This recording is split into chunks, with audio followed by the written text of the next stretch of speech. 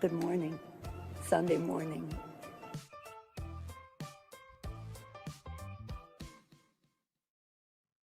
The Mises Caucus seems to be the only non-infiltrated group of libertarians. The only group of the libertarians that are not taken over by the far-left Democrat ideology of social justice, intersectionality, and criminal race theory.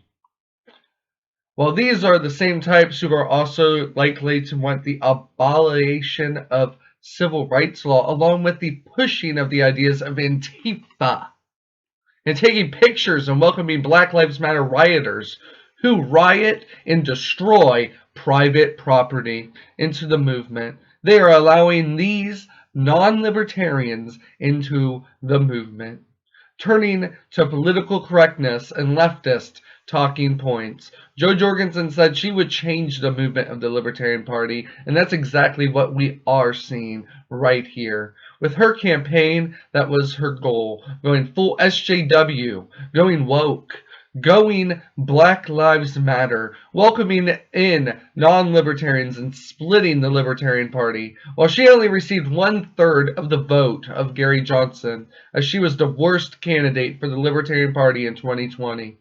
It's not because that she was a libertarian in the 80s or the 90s, one of those. No, it's because she is not anymore. She sold out the Libertarian Party to the woke leftists. She sold liberty for social justice and the lies of the Marxist double-speakers. The far left were obviously in the party in 2020 under her control in the campaign, and now the Libertarian Party is at it again. November 25th, 2020, the Libertarian Party tweeted, quote, Thanksgiving was first celebrated by undocumented immigrants seeking political freedom. What are you thankful for? End quote. And they wrote that right under another libertarian message that went, quote, Political freedom and escape from tyranny demand that individuals not be unreasonably constrained by the government in the crossing of political boundaries. Economic freedom demands the unrestricted movement of human as well as financial capital across national borders. And that's a Libertarian Party Platform 3.4, Free Trade and Migration.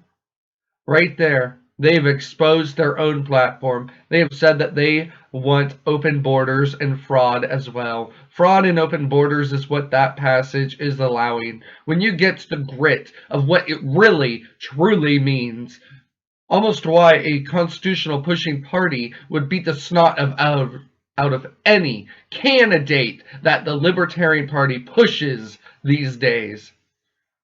They also tried to get me grandstanded as a native, as they want me to be thankful that they called the Pilgrims undocumented immigrants. But they ignore, we as natives never documented anyone, as we are not the bestial tyrants like the United States that orders all citizens to have a number and an ID to exist comfortably. Natives helped all and had scrimmages, but the nations all feuded in the past. The Libertarians shout the Pilgrims are undocumented immigrants, and then push me undocumented immigration as a good thing after just saying that the time undocumented immigrants came, they slaughtered all the people who used to live there. So I'm super confused on how, as a native, how is this pushing me towards their ideas of self-mutilation? This is not. They are stating that the Pilgrims are undocumented immigrants, but then are saying that they're bad. If that makes any sense. They're pushing undocumented immigrants, hoping that the natives agree, which we agree with.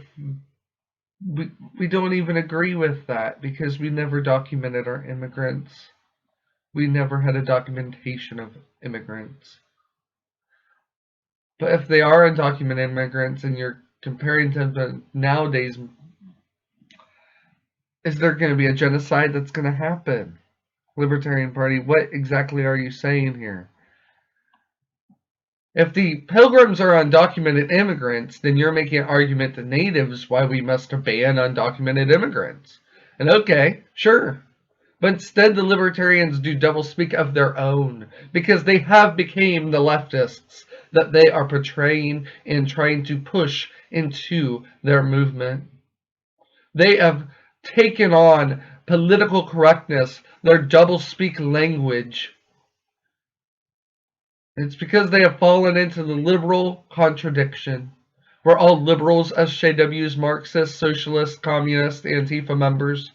Black Lives Matter people contradict their own points with their own statements. We must ban undocumented immigrants, apparently, because it is going to lead to issues if we are to say that the Pilgrims were undocumented immigrants. It should be clear that since the Libertarian Party has lost the support of their party by 2/3, that these ideas fail. There's no reason to be pushing open borders.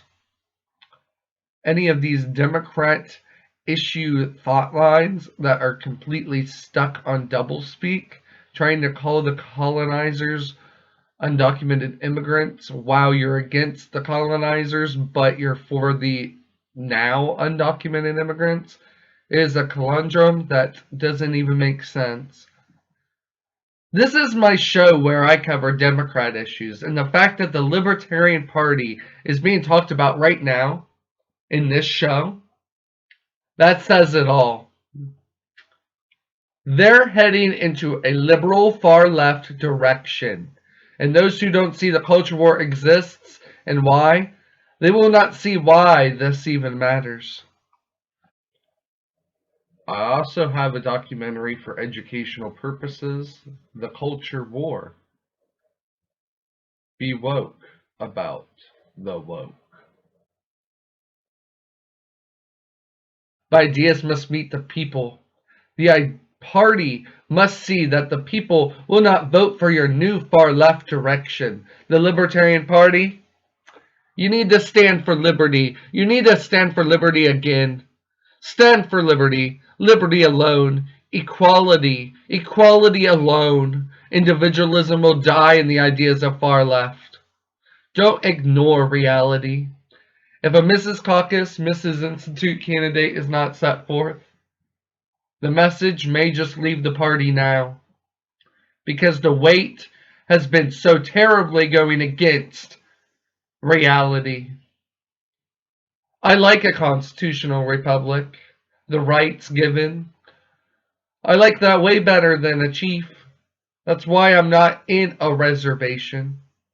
But goddamn, this constitutional republic is turning into a tyrannical governor, a tyrannical mayor, a tyrannical health department these days.